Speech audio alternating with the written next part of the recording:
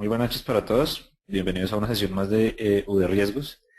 Y como le dijo Giovanni, pues el día de hoy vamos a continuar, vamos a hacer un taller que seguramente lo vamos a dividir en tal vez dos o tal vez tres sesiones, depende de cómo vayamos avanzando.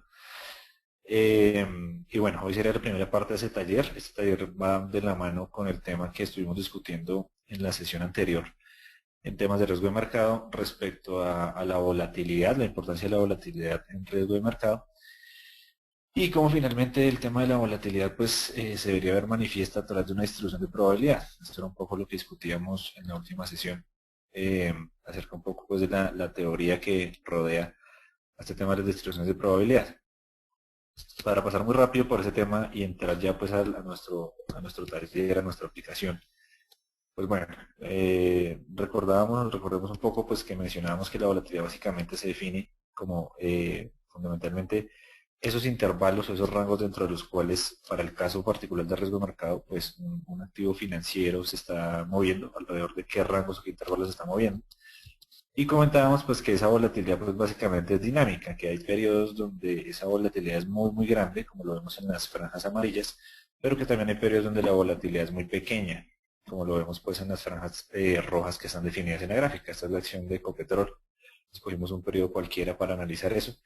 Y básicamente lo que queríamos decir ahí es que por definición la volatilidad es heteroscedástica. En el ejercicio, en la primera parte pues del ejercicio que vamos a hacer hoy, vamos a mirar si intuitivamente, sin hacer aún pruebas estadísticas, con un ejercicio del Colcap, vamos a ver si por definición el Colcap parece comportarse como una serie heteroscedástica o no. Si sus rendimientos financieros en el tiempo se comportan de forma heteroscedástica o no. Es la primera pregunta que vamos a tratar de responder hoy en el ejercicio de forma intuitiva, es decir, si lo que nos dice la teoría de que la volatilidad por definición es heteroscedástica, pues vamos a ver si se cumple con una variable financiera real como es el Colcap. Bueno, también comentábamos que dentro de este tipo de series pues existen los famosos clusters de volatilidad, que básicamente se refiere a esos periodos en los que la volatilidad puede ampliarse por ciertos intervalos de tiempo y después de esos vienen periodos de relativa calma en la volatilidad, es decir, que es dinámica por definición. Pero la pregunta del millón finalmente en este tema es, bueno, pero ¿qué tipo de distribución de probabilidad voy a utilizar yo? ¿Cuál tengo que utilizar para modelar la volatilidad? Esa es la pregunta del millón, eso es lo que mucha gente ha tratado de resolver durante mucho tiempo. Algunos dicen que se debería utilizar la distribución normal por definición, que es lo que llaman aquí graficada, y otros dicen que no, otros dicen que se deberían utilizar distribuciones que vayan de la mano con el comportamiento histórico de la serie financiera, independientemente de si es o no es una distribución normal. Hay otros que dicen que no, que el comportamiento puede ser muy parecido al de una distribución normal, pero puede tener comportamientos atípicos, como los mencionábamos en la última sesión, que básicamente se viene en esta gráfica, y es que, bueno, se parezca de cierta manera a una distribución normal, que por definición, como lo comentábamos, es mesocúrtica, pero pues puede tener variaciones como cuáles, por ejemplo, que la distribución tenga un nivel de apuntalamiento mayor al de una distribución normal, es decir, las colas tienden a ser un poco más pequeñas porque los datos tienden a concentrarse mucho más en el promedio. Eso es una distribución leptocúrtica, que es la azul que estamos viendo en esta gráfica. Y otros dicen que no, que las series financieras pueden comportarse más como una distribución de forma platicúrtica. La pregunta del millón es, bueno, de todas esas propuestas, ¿cuál es la verdadera? ¿Cuál es la que se debería usar? Y nos preguntábamos, dejábamos como duda final el hecho de que, bueno, pero ¿por qué es tan importante eso? ¿Por qué es tan importante definir adecuadamente la distribución de probabilidad de la serie de rendimientos y por ende de la volatilidad de un activo? Pues muy sencillo, porque en términos de riesgo, bueno, eso tiene varias aplicaciones, pero para nuestro caso particular de riesgo, lo que puede suceder es que si, por ejemplo, nosotros estamos suponiendo que la distribución por definición es mesocúrtica, es decir, es una distribución normal perfecta, pues lo que puede estar sucediendo es que, por ejemplo, los datos por definición en realidad no sean mesocúrticos, sino que, por ejemplo, sean, no sé, leptocúrticos, por ejemplo. Lo que estaría sucediendo allí es que seguramente estaríamos sobreestimando el riesgo. Es decir, en el caso de calcular el valor en riesgo final sobre ese activo o sobre un conjunto de activos, estaremos sobreestimando el nivel real de riesgo, porque seguramente si se asume, si la distribución real por definición es leptocúrtica, las colas probablemente van a ser mucho más más delgada, si lo queremos llamar de alguna forma, respecto a la distribución normal, y por ende seguramente estaremos sobreestimando el riesgo. La misma situación ocurre con una distribución que en realidad es platicúrtica, pero suponemos que no, que por definición del modelo vamos a suponer que es la normal mesocúrtica típica, pues allí estaríamos subestimando el valor en riesgo. Entonces la conclusión era que si uno no usa una distribución adecuada respecto a la serie que a uno le interesa, o bueno, o si esta es normal o no es normal, bueno, que es algo que vamos a discutir un poco, pues seguramente uno estaría haciendo modelos de volatilidad errados y por ende modelos de valor en riesgo errados y por ende posiblemente las políticas y límites que se definan en términos de valor en riesgo para un portafolio, pues seguramente estarían mal. Bueno, hecho este breve recuento, pues vamos ahora sí a los datos reales. Entonces, como les comenté, vamos a trabajar básicamente sobre esta serie, la voy a ampliar un poco para que todos la puedan ver. Básicamente lo que vamos a trabajar acá es el comportamiento del Colcap durante un periodo cualquiera. En realidad el periodo que estamos analizando por ahora no nos interesa tanto. Nos va a interesar más el comportamiento de sus rendimientos. Bueno, esto es básicamente el índice Colcap. Algunos de ustedes lo conocerán, otros no. Este índice básicamente lo que trata de hacer es resumir el comportamiento de las principales acciones del mercado accionario colombiano. Básicamente las más líquidas. Entonces dentro de su composición encontramos digamos, acciones como Ecopetrol, como Preferencial Bancolombia, como Grupo Sura, Semargos, Nutresa, bueno, hay un conjunto ahí de acciones bien importantes, Pasos Rubiales, que hacen parte del índice y básicamente este índice lo que trata de reflejar es el comportamiento de las acciones que tienen un nivel de bursatilidad más alto dentro de lo que es decir, las más representativas y las que, digamos que en términos generales, reflejan el comportamiento general del mercado. Este índice trata de replicar eso, el comportamiento general del mercado. Importante que tengan en cuenta que este ejercicio se puede aplicar para cualquier activo financiero. De hecho, en la sesión anterior me preguntaban sobre el tema de microcréditos, una persona que nos acompañó en la última sesión de Perú. Y la conclusión es, pues sí, este tipo de ejercicio se puede utilizar para cualquier cosa.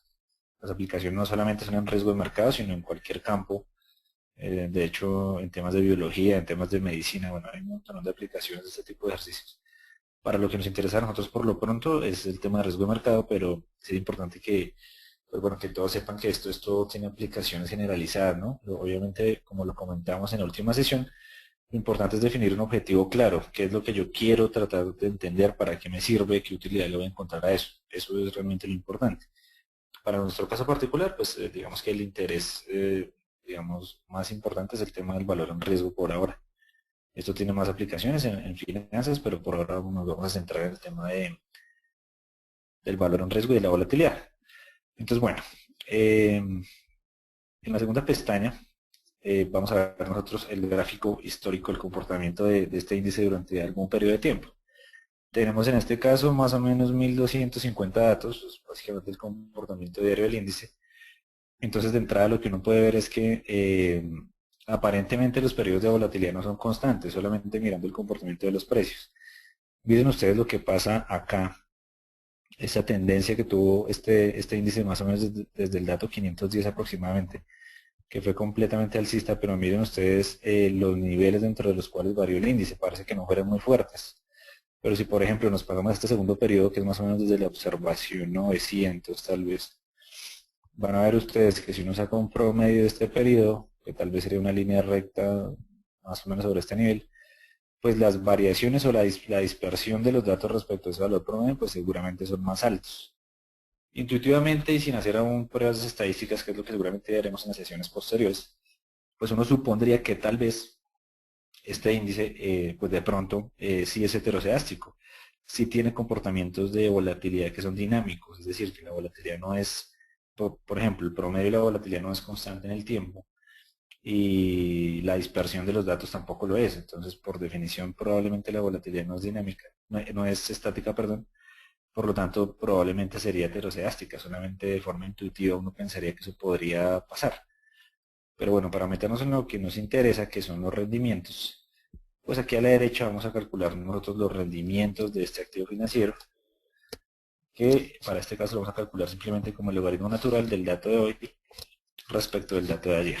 ¿Listo? Eso es lo que vamos a hacer. Voy a ampliar un poquito esta, esta pestaña para que vean ustedes mejor. Ahí está. Entonces básicamente, ¿qué estamos calculando? El rendimiento que tuvo ese activo financiero de un día para otro, que se define como el logaritmo natural de T1, que es hoy, sobre T0, que sería ayer. ¿Listo? ¿Qué nos indica esto en términos generales? Pues básicamente que de hoy a ayer, en términos comparativos, pues este índice tuvo un incremento de 1.79%. ¿Vale?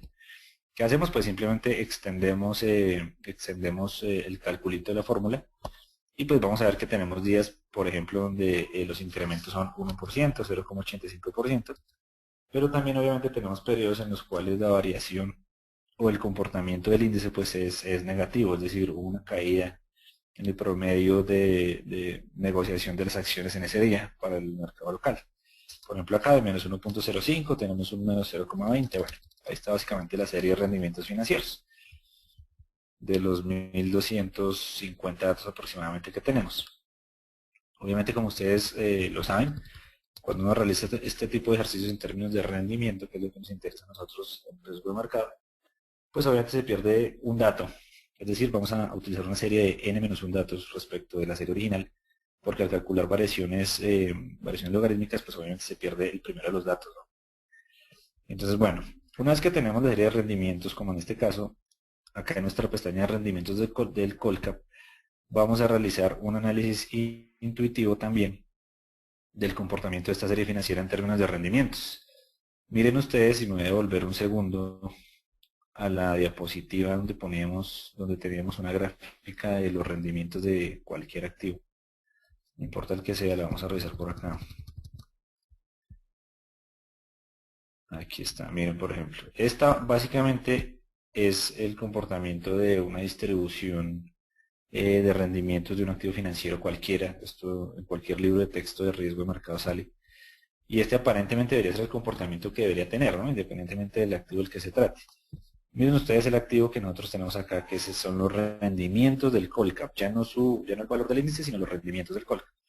Pues miren que sin todavía hacer una prueba estadística, lo que uno puede ver es que aparentemente digamos, el valor del rendimiento tiende a situarse, perdón, en un valor promedio del cero. Ese sería probablemente el valor esperado de esta serie. Pero miren lo que es más interesante, y es que hay periodos donde esta serie de rendimientos tiene volatilidades muy grandes. Miren lo que pasa en este periodo, más o menos desde el dato 111, aquí donde estoy señalando con la flecha, aproximadamente hasta el dato 240. Miren que hay un periodo de un incremento muy grande en la volatilidad. Y peor aún, más adelante, más o menos en el dato 340 aproximadamente al dato 420, miren que ese periodo de volatilidad es mucho mayor que el anterior. Entonces, por definición, uno dice, bueno, probablemente esta serie, tal y como está planteada hasta el momento, pues no se comporta de manera homoceástica, es decir, no tiene una volatilidad que sea constante en el tiempo. Miren ustedes que después de estos dos periodos de fuerte volatilidad, aparentemente a partir del dato 500 hasta más o menos no sé, el 890 tal vez, miren ustedes que la volatilidad aparentemente sí es bastante estable, es decir, pasamos de un periodo de dispersión de los rendimientos muy fuerte, que fue estos dos periodos que tuvimos anteriormente, y entramos pues fundamentalmente a un periodo donde la volatilidad se disminuye mucho. Pareciera, por ejemplo, en este segundo periodo, que la volatilidad se encuentra entre un 2%, como nos señala aquí este eje, entre un más 2% y un menos 2%, pareciera situarse en este periodo el rango de volatilidad. Pero aquí en el rango anterior, donde los movimientos son más bruscos, miren que parece situarse entre un mínimo de menos 6% y un máximo de tal vez un 8% aproximadamente. Entonces, efectivamente, la serie financiera parece que nos dice que pues que probablemente sin hacer aún pruebas estadísticas, pues la serie no tiene una volatilidad constante, ¿no? Parece que sí, efectivamente en esta serie existen los famosos clústeres de volatilidad, que son esos periodos pues de fuerte volatilidad en el mercado, que están acompañados posteriormente de unos periodos de relativa calma. Y el índice Colca pues así lo está demostrando. Más adelante, cuando hagamos nuestras pruebas estadísticas, vamos a ver si esto sí es cierto o no es cierto. Intuitivamente pareciera que sí. Pareciera que la serie por definición sí es heteroscedástica. Bueno, el paso siguiente, que en la sesión de hoy pues básicamente es, una vez que ya tratamos de definir que posiblemente la serie no es homoscedástica por definición, la serie de rendimientos, lo que vamos a hacer es simplemente hacer un análisis visual de la posible distribución de probabilidad que podría tener este índice y vamos a hablar un poquito de esa distribución. Eso es lo que vamos digamos, a avanzar en lo que resta de la sesión. Entonces, bueno, vamos a hacer simplemente la distribución de probabilidad de esos rendimientos financieros para este índice. Entonces, ¿cómo lo vamos a hacer? Primero lo que tenemos que hacer es calcular el mínimo, el valor mínimo de esa serie durante el tiempo que estamos analizando. Vamos a ver si el valor mínimo de los rendimientos. Entonces, aquí a la derecha, esta columna que ustedes están viendo acá, que comienza con el valor de 1.79, es exactamente la misma serie de rendimientos financieros que calculamos en la otra pestaña. Lo traje acá simplemente para que la tuviéramos en cuenta, pero para que haya mayor claridad, le voy a escribir acá un titulito que diga rendimientos serie Colcap, que es exactamente la misma que calculábamos en la pestaña que se llama Colcap Index. Miren, 1.79, 0.33, 1.02, ahí están los mismos datos, 1.79, 0.33, 1.02. Esta es la serie sobre la cual vamos a crear la distribución de probabilidad, para tratar de hacer algunas aseveraciones iniciales sobre su comportamiento. Para crear la distribución de probabilidad, pues bueno, hay muchos paquetes estadísticos que lo hacen muy fácil, donde ustedes simplemente ingresan los datos y les calculan la distribución. Pueden utilizar R, pueden utilizar SAS, RAS, bueno, IBIUS, bueno, cualquier paquete estadístico que se les ocurra. Acá lo vamos a hacer a mano, digamos, para que ustedes vean paso a paso cómo es que se desarrolla. Lo primero que vamos a hacer es que vamos a calcular el valor mínimo de esa serie de rendimientos financieros. Lo vamos a calcular con la función min de Excel, ese valor mínimo. Estoy tomando aquí todos los valores de la serie para calcularlo. Vamos más o menos hasta la fila 1270, si no estoy mal, 1250 tal vez. Vamos a mirar por acá. Hasta acá, perfecto. Vamos hasta la fila 1264. Vamos a dejar acá un F4 para fijar los datos. Y listo. Entonces nos dice que en algún momento de la historia, en algún momento de este periodo, pues el Colcap en un solo día cayó menos 8.9%. Eso es mucho, eso es demasiado en un índice, sobre todo cuando el índice por definición está, digamos, yo implícito el concepto de diversificación. Digamos, si uno ve este tipo de comportamientos en una acción individual, pues digamos es más probable a que al hecho de que pueda suceder en un índice, porque por definición el índice implica diversificación al tener más de un activo, ¿no? Entonces este movimiento es bastante fuerte. De la misma forma vamos a calcular el máximo de la serie, tal y como lo estábamos haciendo, tal y como lo hicimos con el mínimo. Vamos a mirar los datos, yo voy a copiar los datos que está tomando finalmente para hacer el cálculo, para no tener que volver a copiarlos todos. Y vamos a calcular entonces el máximo de la serie. Aquí está. Entonces nos dice que en algún momento de la historia el índice Colcap tuvo un incremento del 8.73% en un solo día. ¿Vale? Ahora los rangos. Lo que tenemos que definir acá es el número de rangos que vamos a definir en la distribución. Este tema es bien interesante y esto da también para otra charla, porque la pregunta es, bueno, ¿cuántos rangos debería yo definir para crear mi distribución de probabilidad? Bueno, uno debería normalmente utilizar los rangos que le permitan entender el comportamiento de la serie, tanto rangos como uno, digamos, como uno considere necesario para que la serie muestre lo que uno quiere ver realmente, es decir, que sea fácilmente interpretable. Esta serie pues yo la he trabajado varias veces y en este caso, digamos, por hacer el tema un poco más ágil, vamos a tomar el número de rangos que yo normalmente utilizo, que son 40. ¿Listo? ¿Qué significa los 40 rangos? Pues básicamente lo que vamos a ver es en cada uno de esos 40 rangos cuántos datos se concentran para generar la distribución de probabilidad, tanto en términos de la frecuencia absoluta como de la frecuencia relativa. Entonces, bueno, aquí vamos a numerar los rangos. Entonces vamos desde el rango 1 hasta el rango 40. Vamos a numerarlos acá para que sea un poco más sencillo. Listo. Ahí está, 40 rangos. Y aquí vamos a definir el tamaño del rango. Pues, ¿cómo se define el tamaño del rango? Muy sencillo. Lo que yo tengo que hacer es tomar el valor máximo del rango, de toda la serie que calculé, menos el valor mínimo que tuvo esa serie en algún momento, y eso lo voy a dividir entre el número de rangos que tengo, que son 40, ¿vale? Entonces vamos a ampliar un poco esto para que sea más fácil para ustedes de ver. Ahí está. Y les voy a mostrar la formulita. Simplemente estamos tomando el máximo de la serie, le restamos el mínimo de la serie, y eso lo dividimos entre el número de rangos. ¿Y eso qué nos va a decir básicamente? Nos va a decir el tamaño del rango, es decir, digamos, qué tanta concentración de los datos queremos tener por cada rango. ¿Vale? Entonces, obviamente en la medida en que nosotros, por ejemplo, utilizáramos un menor número de rangos, pues obviamente la concentración sería más grande, porque el tamaño del rango sería más amplio. ¿Vale? Entonces, bueno, ¿cómo vamos a crear la distribución? Inicialmente acá, donde dice min, vamos a llamar ese valor del mínimo que tuvo en algún momento esa serie. Y este rango iría pues desde el mínimo hasta el tamaño que se definió para cada uno de los rangos. Le vamos a dar F4 para que lo deje fijo. Entonces, por definición, estaríamos diciendo que el primer rango va desde menos 8.924, que fue el mínimo en algún momento de esta serie, hasta lo que definimos como tamaño del rango, que es 0.441%, es decir, iría de menos 8.92 hasta menos 8.48%. Vamos a mirar cuántos datos se concentran dentro de ese intervalo, ¿vale? Para el siguiente rango lo que vamos a hacer es tomar el máximo del rango anterior y le vamos a sumar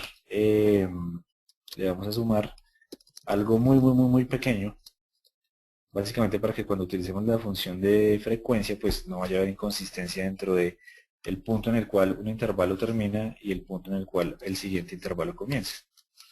Vamos a ver, listo, creo que ahí funcionó bien. Y lo que deberíamos hacer simplemente es extender estas fórmulas. Vamos a ver si lo está haciendo bien, listo, está tomando el mínimo del nuevo rango, que es el rango 2, y le suma el tamaño del rango, perfecto. Creería yo que ahí ya no deberíamos tener el problema, lo vamos a extender hasta el final, porque ya fijamos las celdas que tienen que quedar fijas, que es básicamente la del tamaño del rango. Listo, parece que quedó bien, vamos a revisar. ¿Cómo revisamos que quedó bien? Pues obviamente en el último rango, que es el rango 40, el punto máximo de ese rango 40, pues debiera ser equivalente al valor máximo de toda la serie. El valor máximo de este rango es 8.731, de acuerdo a lo que nos dio acá con los daticos. Y el valor máximo efectivamente fue 8.73, entonces aparentemente los intervalos están bien definidos.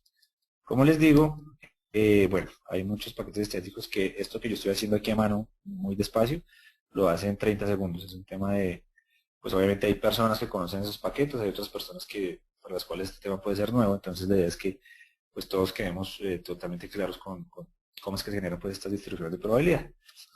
Ahora lo que vamos a hacer es tal vez lo más importante dentro de este pequeño ejercicio, y es calcular la frecuencia. Pues como ustedes lo recordarán de sesiones anteriores, pues la frecuencia no es más que el número de veces que un evento pues se repite dentro de un intervalo, ¿cierto? Entonces lo que queremos saber es cuántas veces durante ese periodo de tiempo que estamos analizando el Colcap digamos, ha presentado un comportamiento en un día en el cual el rendimiento esté entre menos 8.92% y menos 8.48%. Es lo que queremos conocer para cada uno de los rangos, cuántas veces ha sucedido en el periodo de tiempo analizado.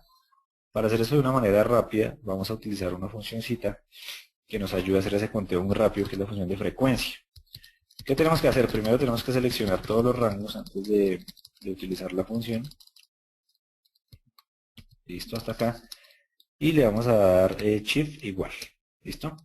Con eso lo que vamos a hacer, lo voy a mover un poco acá. Listo. Lo que vamos a hacer es hacer ese conteo de una manera pues rápida. Esta es la función frecuencia. Le vamos a dar a abrir. Lo primero que tenemos que ingresar allí es la serie de datos. Es decir, la serie histórica de nuestros rendimientos financieros para el caso del Colcap, que está aquí a la derecha. Vamos a revisar dónde la dejamos. Aquí está. Me pasé. Esta es nuestra serie de rendimientos financieros. ¿Listo? Entonces vamos a tomar toda la serie de datos. Toda la serie de datos que estamos utilizando para este ejercicio, más o menos hasta la celda 1250. Vamos a ver, ya estamos cerca, me pasé un poco. Vamos a tomar entonces toda la serie de datos. Y este va a ser básicamente el primer insumo de la generación de la distribución de probabilidad. Digamos que obviamente es el insumo más importante, es la base respecto a la cual uno va a calcular cuántas veces se repite cada uno de los sucesos. Creo que ya estamos cerca, listo, perfecto. 1264. Le vamos a dar F4, listo, para que nos fije esos datos, y le vamos a dar punto y coma. En algunos computadores es punto y coma para tomar la siguiente referencia, en otros es coma, entonces para que ustedes estén pendientes. ¿Y cuáles son los grupos? Pues en los grupos vamos a decir que básicamente los grupos están dados por el máximo valor de cada uno de los intervalos. Seleccionamos los 40 intervalos, del máximo a los 40 intervalos. Y él lo que va a hacer es contarme cuántas veces cada uno de los sucesos cae dentro de los intervalos que creamos nosotros. Listo, lo mismo, vamos a darle F4 para que fije las celdas. Vamos a cerrar la función y después de cerrar la función, lo que vamos a hacer es que le vamos a dar Control Shift Enter todo el tiempo, ¿listo? Entonces Control Shift y le damos Enter luego. Listo, perfecto. Ahí lo que hizo la función es que para cada uno de los rangos definidos, pues me calculó cuántas veces, digamos, hay eventos que se encuentran dentro de cada uno de los rangos definidos, ¿vale? Como ustedes se pueden dar cuenta, pues obviamente miren que en los datos extremos, por ejemplo en 8.731%, solamente pasó una vez en toda la historia. Y hay unos rangos, miren, desde el rango 34 hasta el rango 39, miren ustedes que hay 0 datos, es decir, este por definición, este dato del 8.731 por definición, pues es un dato atípico. Es algo que usualmente no pasa en esta serie financiera. ¿Por qué lo definimos como un dato atípico? Porque miren que los intervalos anteriores, es decir, los más cercanos a este máximo, pues no tienen ni siquiera un solo evento. Eso significa que estos números tan alejados pues del valor promedio, usualmente no se dan. Eso es lo que constituye este dato como un dato atípico. Seguramente, si nos vamos al otro extremo, pues debe pasar algo muy similar. Vamos a ver si pasa algo parecido. Sí. Miren que este menos 8.483 que estamos señalando acá, pues solamente, lo vamos a poner en amarillo, solamente sucedió una vez dentro de toda la historia de la serie. Y en el siguiente intervalo, un dato entre menos 8.48 y menos 8.041 también solamente sucedió una vez. Pero miren ustedes que de ahí en adelante hay 1, 2, 3 y 4 intervalos dentro de los cuales no pasó absolutamente nada, nunca hubo algún suceso, digamos que presentara datos dentro de esos intervalos, ¿no? Eso lo que nos está tipificando básicamente es que tenemos datos atípicos o los famosísimos outliers dentro de la serie, que bueno, en términos de riesgo tienen un tratamiento bien especial y que da para una charla completa, un tema bien interesante. Bueno, entonces vamos a borrar estos colorcitos, esto era solamente para que ustedes notaran de forma sencilla que posiblemente sí hay outliers, que son comportamientos atípicos que usualmente pues la serie no suele tener. Pero ¿qué pasa, por ejemplo, si nos vamos a los rangos inferiores? Un segundo. Vamos a ver.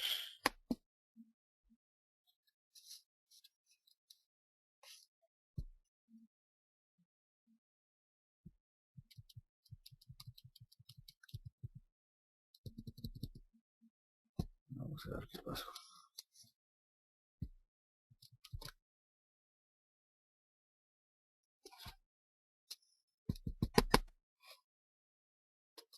Ok. Listo, ya está. Hay algunos problemas con el computador, pero ya está ahí. Bueno, entonces miren ustedes que, por ejemplo, si nos acercamos a los rangos, digamos, más altos acá, miren ustedes que en la medida en que nos acercamos a los intervalos que se acercan más a cero, miren ustedes que vamos encontrando cada vez más datos. Por ejemplo, en menos 3.62%, en este rango entre menos 4.06 y menos 3.62 hay 3 datos. Y poco a poco cuando nos acercamos a cero, miren ustedes que el número de datos que se encuentran ahí pues tiende a aumentar muchísimo. Esto por definición es lo que pasa en muchas series financieras y es que es digamos, cuando uno habla de rendimientos financieros, el promedio de las series usualmente es el número cero. Así ese valor suele entender los rendimientos financieros en el tiempo. Y miren que sí, a medida que yo me acerco a cero, pues como que parece que se presentaron más datos. Miren este intervalo, por ejemplo, que está, es este, el intervalo 21, que es el que está entre menos 0,09 y 0,34. Miren ustedes que ahí en la mitad está el número 0. Y miren que efectivamente este es el rango que aparentemente tiene un mayor número de datos. Ahí estamos viendo aproximadamente, sí, 318 datos. Miren que sí, aquí parece que se concentraron los datos inicialmente en la distribución. Entonces me dice, pues bueno, entra esto como que tal vez pareciera comportarse como una normal porque los datos parece que se concentran alrededor de una media donde la media es cero. Tiene algunos datos atípicos que hace que la distribución sea asintótica al origen, obviamente que nunca toque el eje X. Bueno, vamos a ver cómo se ve esto gráficamente. Aquí a la derecha nosotros tenemos la gráfica, la voy a poner un poco más pequeña, de esa distribución de probabilidad y miren, efectivamente pues miren que los datos sí se concentran alrededor de 0, que es este intervalo. Recuerden ustedes que estamos en los intervalos estamos tomando por definición el dato más alto del intervalo pues como una referencia. Vamos a mirar acá, pero para la gráfica estamos utilizando el valor mínimo de ese intervalo, ¿no? Entonces miren ustedes que donde más se repiten los datos, hay 318 datos en este caso, es en el intervalo que comienza en menos 0,09, que es el mismo que estábamos señalando ahorita, que termina en 0,34 aproximadamente. Efectivamente ahí está el 0 y miren que efectivamente es donde dentro de esa distribución el mayor número de datos se concentran. Después digamos, de ese intervalo, que es, digamos, es el más relevante en términos de identificar hacia dónde tienden los datos, miren que la serie de datos comienza, digamos, a comportarse, digamos, en la medida en que se aleja de ese rango central, comienzan a haber cada vez menos datos dentro de esos intervalos. Y finalmente, miren ustedes que acá se encuentran los famosos outliers. Por acá tenemos un dato que está en el menos 4.95, que hay 4 observaciones. Pero por allá atrás está el menos 8.924%, que solamente hay una observación. Ni siquiera se ve muy clara eh, digamos, la concentración de los datos en barritas azules porque solamente fue un dato. De igual forma a la derecha solamente hay un dato en 8.29%. Entonces las personas que han trabajado sobre distribución de probabilidad, pues digamos que por definición podrían pensar, bueno, esto tal vez sí se parece en alguna distribución normal. Miremos la diapositiva. La diapositiva, miremos la distribución normal, sí, todos los datos tienden a una media, y por definición la distribución, digamos, se distribuye como un espejo, es decir, es perfectamente simétrica. Los datos que están a la izquierda son equivalentes a los datos, digamos, a la densidad de probabilidad, pues la densidad de los datos es equivalente a la izquierda y a la derecha. Acá uno dice, bueno, eso no está tan claro. Miren que aparentemente hacia el sector izquierdo la distribución, digamos, se sitúa un mayor número de datos que hacia el sector derecho. Acá es donde uno comienza a cuestionarse, bueno, ¿esto realmente sí sigue una distribución normal o tal vez es una distribución de tipo leptocúrtico, donde el apuntalamiento que estaría dado por la media pues es más alto de lo normal? Probablemente sí. Aquí abajo, vamos a ver si lo tenemos, y aquí está, vamos a hacer el gráfico de la distribución de probabilidad, pero en frecuencia relativa, es decir, en porcentajes. Vamos a calcular las probabilidades utilizando el método más simple de todos, que es el método frecuentista, donde lo único que vamos a hacer es simplemente dividir la frecuencia que hubo en cada uno de los rangos entre la suma de los datos totales. Entonces vamos a tomar los datos que están en los 40 rangos, vamos a dejar eso fijo, vamos a ver cómo nos da esto, vamos a dejar eso fijo y vamos a calcular la probabilidad para cada uno de los rangos. Listo, perfecto. Entonces, ¿cómo se lee esto? Pues por ejemplo, en este primer rango lo que uno dice es, bueno, entonces la probabilidad de encontrar digamos en este caso un outlier o un comportamiento negativo del Colcap en un solo día entre menos 8.9% y menos 8.4%, la probabilidad de que ese suceso se presente es del 0,07%, es decir, la probabilidad es mínima. Mientras que, por ejemplo, la probabilidad de que tengamos un comportamiento de los rendimientos que se encuentre entre menos 0,09 y 0,34%, pues es bastante alta respecto a los demás rangos porque es del 25%. Miren que efectivamente acá es donde más se concentran los datos. Digamos, a la izquierda y a la derecha, vamos a ver que esas concentraciones son menores, pero pues que si uno piensa en términos de la distribución normal, miren que esos valores de los rangos adyacentes no son idénticas. El del rango inferior es de 17% de probabilidad de que suceda, y en el rango superior es de 14%. Ahí uno empieza a dudar un poco del tema de la normalidad, porque la normalidad por definición exige simetría. Y esa simetría es lo que no estamos viendo en esta distribución de probabilidad. Miren aquí abajo. Miren que uno dice, bueno, entrada pues sí, más o menos se comporta como una campana de Gauss, pero al pensar en el tema del apuntalamiento, que estaba por el número de observaciones que se encuentran acá, y al pensar en la simetría de la serie, pues la duda que a uno le queda es que probablemente esta serie no se distribuye como una normal. Con esta gráfica, pues básicamente concluimos lo que tenemos para la sesión de hoy. Importante que tengan en cuenta la generación de distribución de probabilidad. Este ejercicio que hicimos lo pueden hacer con cualquier serie financiera o cualquier serie cualquier tema que les interese para tratar de entender hacia dónde se concentran los datos, cuáles son los puntos extremos, más o menos qué tipo de distribución sigue. Obviamente aquí nace todo un tema que es, bueno, entonces esto parece una normal, pero ¿será que sí es o será que no es?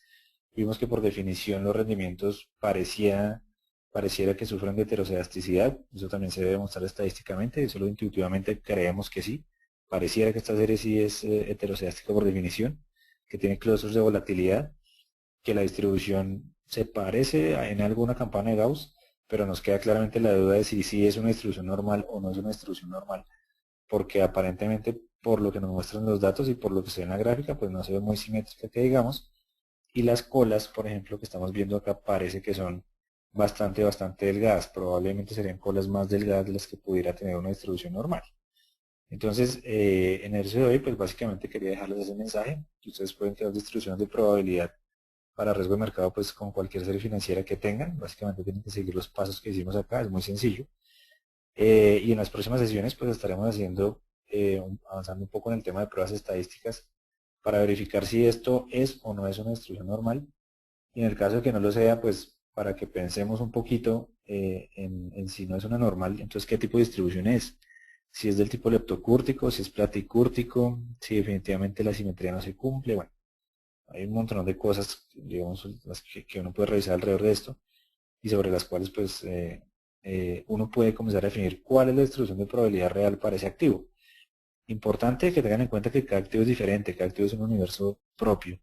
Entonces la forma de analizar cada activo pues debería ser particular y de pronto la conclusión que tengamos de esto más adelante es que uno no debería tender a generalizar los ejercicios que se hagan porque probablemente uno podría generar, digamos, modelos y por ende resultados que no son demasiado consistentes con la realidad del mercado y por ende probablemente límites y políticas que no corresponden a lo que está sucediendo, digamos, en el diario vivir de este tipo de indicadores o de índices.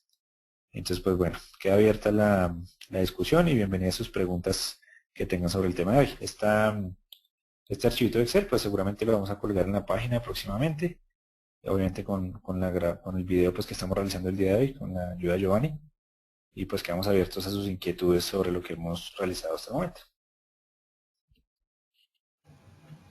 Listo, Andrei. Excelente, excelente. Sí, efectivamente cuando colguemos Ok, el video, bajo el video vamos a dejar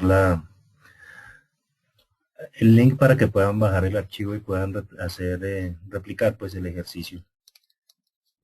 Seguir los pasos tal como lo indica Andrei.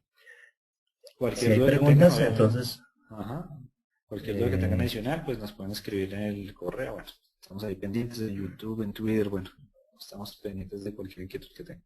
exacto, como el ejercicio va a continuar, entonces podemos manifestar sobre qué de pronto quieren un énfasis, algo específico de pronto, para que Andrei lo prepare también para las próximas sesiones. Si alguien tiene preguntas, entonces levanta la manito, le doy la palabra o me la escribe para leerla.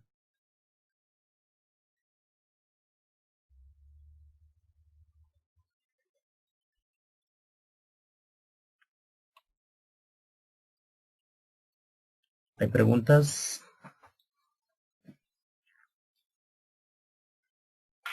Ok, ya comenzamos a ver. Okay. Sé que Clifford, ok, muy claro. Hay un elemento objetivo para establecer el número de rangos, por ejemplo, la cantidad de datos.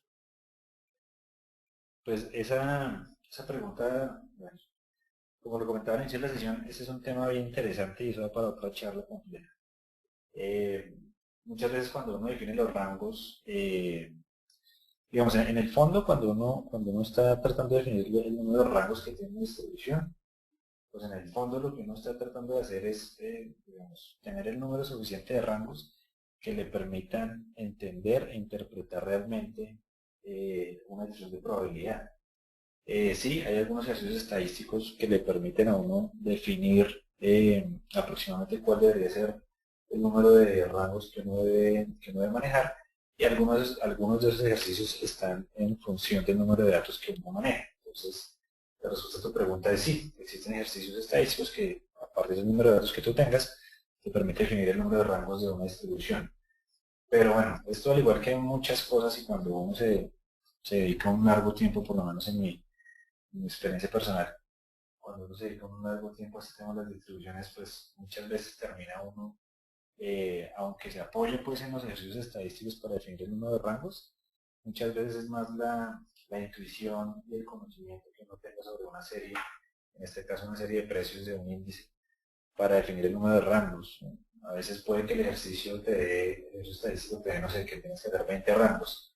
Y cuando tú dibujas la distribución de probabilidad, pues la distribución parece que no te brinda la suficiente información que tú quieres, o sea, puede que no sea tan específica como quieres, o puede que te esté mostrando demasiados rangos en los cuales tú ya pierdas un poco digamos, las características generales de lo que estás analizando. Entonces muchas veces, por lo menos en mi experiencia profesional, el tema resulta siendo más del conocimiento, un poco de la intuición que tú llegas a tener con cada una de las series. En mi concepto personal, cada serie es un mundo independiente, cada serie es diferente. Por lo tanto, seguramente los rangos que uno utiliza en cada serie pues también deberían ser diferentes según sean las características de la serie. Hay unas que son más simétricas, otras menos simétricas, unas que se parecen más a una normal, otras menos, bueno, otras que siguen otro tipo de distribuciones, que acercan más a una distribución F, a una Weibull, no sé, hay un montón de posibilidades ahí. Entonces mi respuesta es pues sí, existen ejercicios estadísticos, pero a veces cuando tú los haces, los resultados como que no, en algunas ocasiones no son lo que tú esperabas. Entonces el tema de la intuición más que la intuición, yo diría que el conocimiento de la serie, de lo que tú estás haciendo, pues es muy, muy importante.